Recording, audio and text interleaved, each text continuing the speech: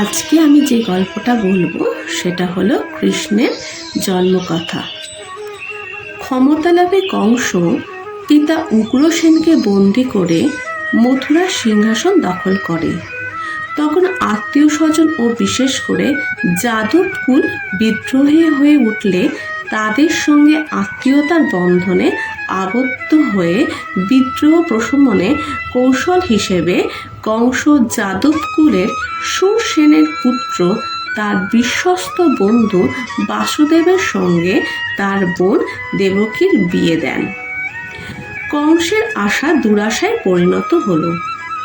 সদ্য পরিণীতা বোন দেবকীকে বাসুদেব সহ রথে করে নিয়ে যাওয়ার সময় কংস দৈববাণী শুনতে পান, তোমার এই বোনের অষ্টম সন্তানই হবে তোমার মৃত্যুর কারণ। মৃত্যুর আশঙ্কায় উত্তেজিত কংস দেবকীকে হত্যা করতে উদ্যত হলে বাসুদেব কংসকে এই বলে আশ্বস্ত করেন যে দেবকীর উদরে যে সন্তান জন্ম নেবে তাকে কংসের হাতে তুলে দেবেন। কংস বোন দেবকীকে তখন হত্যা থেকে বিরত থাকলেও বোন ও ভগ্নিপতিকে কারাগারে নিক্ষেপ করতে দ্বিধাবোধ করেননি। এ অবস্থায় বাসুদেব ও দেবকীর বাসর ঘর হল কংসের কারাগারে।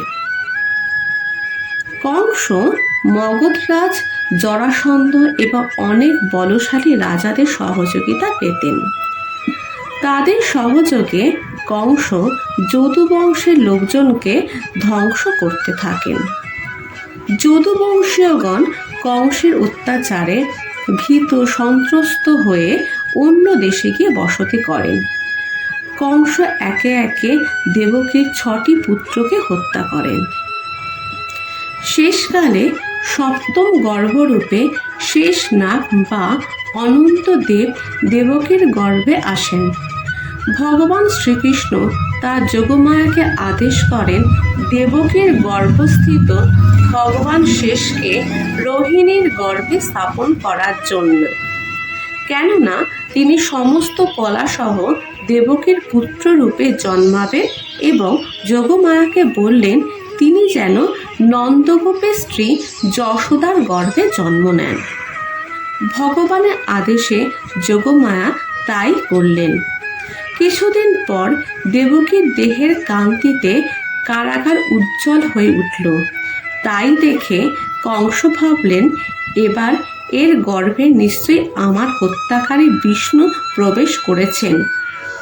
কিন্তু একে দেবকীর স্ত্রীলোক, দ্বিতীয়ত আমার কনিষ্ঠা ভগিনী, তৃতীয়ত গর্ভবতী। এখন একে বধ করলে আমার কীর্তি নাশ হবে, তাই এখন একে হত্যা করব না। কংস যা দুরাচারী ছিলেন তাতে তিনি দেবকীকে অনায়াসেই বধ করতে পারতেন, কিন্তু তখন তিনি নিজেই ক্রূরতা পরিহার করেন। তিনি তখন বিষ্ণুর প্রতি বৈরী ভাবাপন্ন চিত্তে তার জন্মের প্রতীক্ষা করতে লাগলেন। অবশেষে প্রতীক্ষার অবসান হলো। ভগবানের অবতরণের শুভ মুহূর্ত এলো। শুভ রোহিণী নক্ষত্র, আকাশে সমস্ত নক্ষত্র তারা যেন আজ শান্ত ও সৌম্য হলো। নির্মল আকাশে তারা ঝিকমিক করছে। আজ বহুদিন পর পৃথিবীর প্রভু তার লাঘবের জন্য অবতার হয়ে আসছেন। তাই যেন সে চক্ষু উন্মীলন করে হৃদয় উন্মুক্ত করে প্রভু দর্শন লাভের জন্য প্রস্তুত হয়েছে। যখন ভগবানের অবতার রূপে জন্মাবার সময় এলো তখন স্বর্গে দেব দুন্দুভি শতই বেজে উঠল। কিন্নর গান্ধর্বগণ মধুর স্বরে গেয়ে উঠলে, অপ্সরাগণ নৃত্য করতে লাগলে, দেবতা ও মুনি ঋষিরা আনন্দে পুষ্প বর্ষণ করতে লাগলে। জলভরা মেঘ গর্জন করে উঠল। ভাদ্র মাসের কৃষ্ণপক্ষে ঘোর অন্ধকারে অর্ধরাত্রে ত্রিলোকের স্বামী ভগবান শ্রীকৃষ্ণ দেবকীর গর্ভ হতে প্রকট হলেন। বাসুদেব দেখলেন তার নেত্র কমলের ন্যায় কোমল ও বিশাল। সুন্দর 4টি বাহুতে শঙ্খ চক্র গদা পদ্ম ধারণ করে আছেন।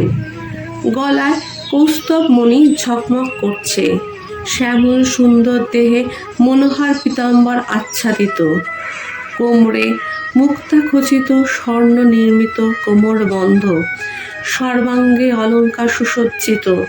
বালকের দেহ থেকে অপূর্ব রশ্মি বিচ্ছুরিত হচ্ছে।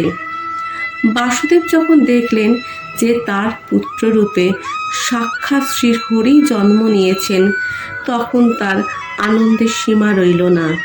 তার প্রতি অঙ্গ আনন্দে ভরপুর হলো। মনে মনে তিনি ব্রাহ্মণদের 10,000 গাভী প্রদানের সংকল্প করে ফেললেন। শ্রীকৃষ্ণের অঙ্গ কান্তিতে কারাগার আলোকিত হলো।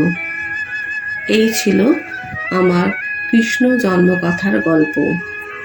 আমার গল্পগুলো যদি আপনাদের ভালো লেগে থাকে, অবশ্যই একটা লাইক করবেন। জয় শ্রীকৃষ্ণ।